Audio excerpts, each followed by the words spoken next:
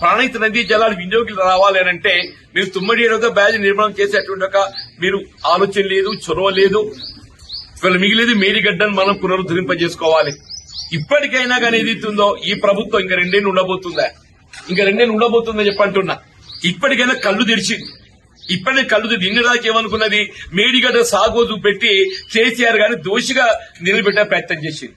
కేసీఆర్ దోషి కాదు, ఈ తెలంగాణ రాష్ట్ర భవిష్యత్తు నిర్మాణం చేసినటువంటి ఒక స్ఫూర్తి తెలంగాణ రాష్ట్ర నిర్మాణాన్ని వీళ్ళ నిలబెట్టే విధంగా ఒక స్ఫూర్తిదాత అని చెప్పంటున్నా.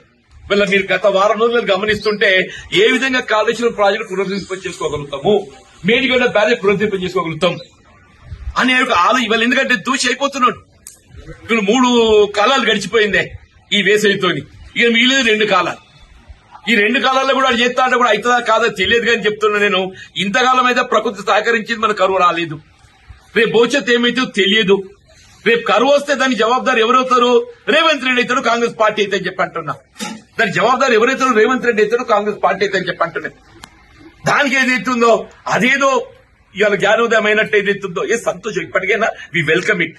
కాళేశ్వరం ప్రాజెక్టు పునరుద్ధరింపబడటమే ఇలా తెలంగాణ రాష్ట్ర భవిష్యత్తుకు అది ఏకైక మార్గం అని చెప్పంటున్నాను. ఇప్పటికైనా కాంగ్రెస్ ప్రభుత్వం రేవంత్ రెడ్డి గారు వాస్తవానికి అనుగుణంగా కళ్ళు తెరిచినందుకు నేను సంతోషం అని చెప్పంటున్నాను.